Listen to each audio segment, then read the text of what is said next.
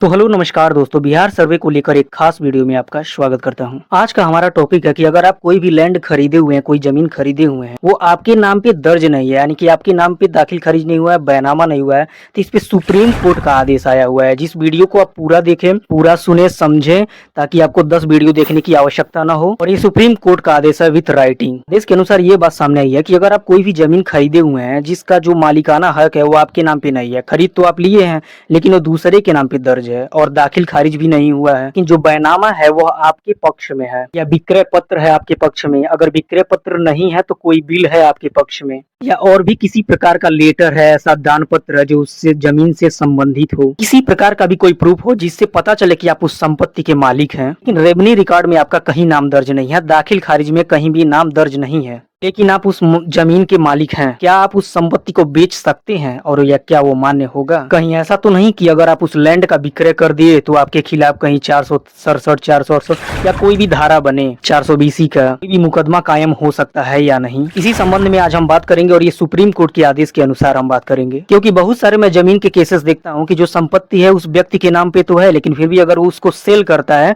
तो उस पे 420 का धारा लग जाता है। मान लीजिए उस लैंड सर्वे के अकॉर्डिंग उस खतौनी में उस व्यक्ति का नाम दर्ज नहीं है, जैसा कि आप लोग जानते हैं 5 साल में खतौनी का जो संख्या होगा सब कुछ चेंज हो जाता है, तो उसमें उस व्यक्ति का नाम दर्ज नहीं है, उस व्यक्ति के पक्ष में बैनामा है और वो उस व्यक्ति उस जमीन का मालिक है। मान लीजिए वह व्यक्ति किसी तीसरे व्यक्ति को बिक्री कर देता है उस लैंड को, क्या ऐसा बैनामा न्यायालय में मान्य होगा या नहीं? जो थर्ड पार्टी है वो सीधे सीधे दाखिल खारिज अपने नाम पर करा सकता है, और मान लेते हैं कि वो भी अपना दाखिल खारिज नहीं करा पाता है, तो क्या तीसरा जो व्यक्ति है जो उस संपत्ति को डायरेक्ट खरीदा है, क्या वो इस संपत्ति का मालिक बनेगा? तो दोस्तों आज मैं अनेबल सुप्रीम कोर्ट की एक जजमेंट की चर्चा करता हूँ, Jitendra Singh versus state of Bihar. यह एक लैंडमार्क जजमेंट है और इसलिए लैंडमार्क जजमेंट है। हालांकि जो शहर के नाम पे भी जमीन है उसमें एग्रीकल्चरल खेती नहीं है, वो घरों के लिए होता है, उनका एग्रीकल्चरल खेती नहीं होता है, और ये परेशानियां गांव के रहने वाले ही देखते हैं और झेलते हैं, तो उस खेती के आसपास रहते हैं क्योंकि खेती में कार्य करना पड़ता है। बहुत सारे लोग हैं जो इतने एक्टिव नहीं है जिनके पक्ष में बैनामा हो या उनके पक्ष में और किसी प्रकार का अंतरण है, लेकिन रेवेन्यू रिकॉर्ड जो है उसमें दर्ज नहीं है। सर पटवारी, लेखपाल, कानूनगो और भी नीचे स्तर के जो भी अधिकारी हैं बहुत जल्दी कार्य नहीं करते, सभी जानते हैं, बताने वाली बात नहीं है कि इस समय कुछ बदलाव हुआ है, थोड़ा जल्दी कार्य हो रहा है, जिन्हें थोड़ा इसमें ध्यान दिया इस कार्य को लेकर। कभी आप लोग देखते होंगे कि नोटिशन नहीं हुआ और बैनामा है, समय काफी लंबा निकल गया,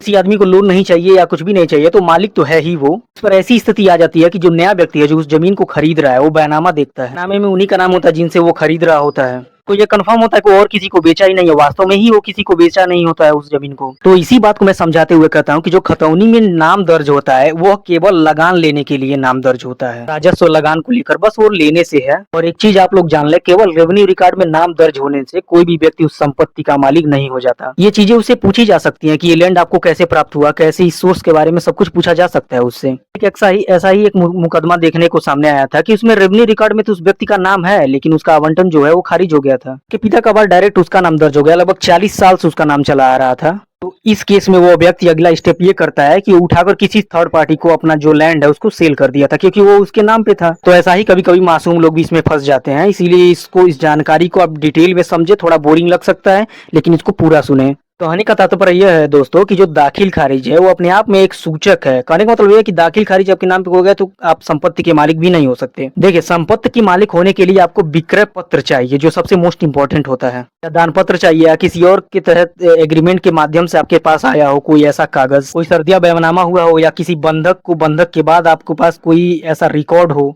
आपके पास मालिकाना हक होने का दस्तावेज जो है वो आवश्यक है, होना चाहिए। उसमें एक क्वेश्चन उठता है कि क्या दाखिल खारिज का जो मान्यता है वो खत्म हो गई है? ये भी उत्पन्न होता है कि क्या दाखिल खारिज के आधार पे ही कब्जा किया जा सकता है? और चौथा है कि दाखिल खारिज को कैसे कैंसिल कराया जाए। हम आपको बता दें कि दाखिल खारिज की जो मान्यता है वो खत्म नहीं हुई है, लेकिन आप अगर उस लैंड के मालिक है या आपके पास उसका विक्रय पत्र है या कोई और भी ऐसा प्रमाण है जिससे पता चले कि आप उसका मालिकाना हक है, तो आप उस संपत्ति के मालिक हैं। केवल रेवेन्यू रिकॉर्ड से नहीं होता, दाखिल खारिज से ही बस नहीं काम चलता है। विक्रय पत्र जो है उसको आप संभाल के रखें, इसको बनाकर रखा, ये सबसे मोस्ट इंपॉर्टेंट होता है। और सबसे पहला काम आप करें कि छोटा या बड़ा कोई भी लोन हो आप ले लें जमीन से संबंधित, और उस पैसे को खर्च ना करें, फिर उस लोन को रिकवरी कर दे उसका, जिससे आपका उस जमीन पर एक लोन का दस्तावेज तैयार हो जाएगा, जिससे पता चलेगा कि आपका ही जमीन है, तभी आप उस जमीन पर लोन ले सकते हैं। हम आपको बता दें कि दाखिल खारिज के बिना भी उस जमीन को बेची जा सकती है। तो जमीन का असली मालिक बनने के लिए उसका विक्रय पत्र रखिए, एक लोन लीजिए उस जमीन पर, जो उस लोन के पैसे को खर्च ना करिए,